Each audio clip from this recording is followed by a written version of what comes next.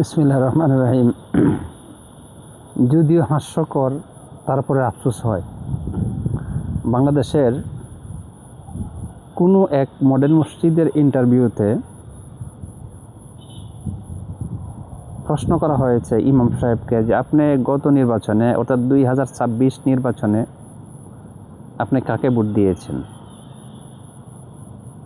এটা প্রশ্ন করা হয়েছে ইমাম সাহেবকে।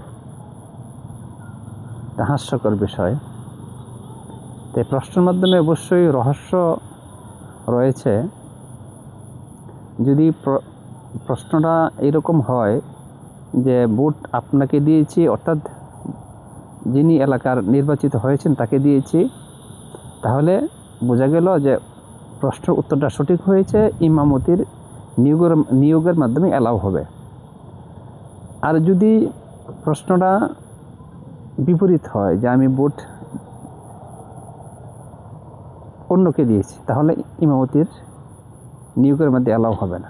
আসলে ভোটটা হচ্ছে একটা স্বাধীন বিষয়, পছন্দের বিষয়, যে কেউ দিতে পারে। কিন্তু এই প্রশ্নটার মাধ্যমে আদিম সমাজকে একটা বিশাল হেয় প্রতিপন্ন করা হয়েছে। এটা তীব্র প্রতিবাদ ও নিন্দা জানাই, এবং মসজিদকে সম্পূর্ণভাবে একটা নিরাপদ কেন্দ্রস্থল হিসাবে, ইবাদতের জায়গা হিসাবে, স্বতন্ত্র জায়গা হিসাবে আল্লাহ কবুল করুক, আমিন।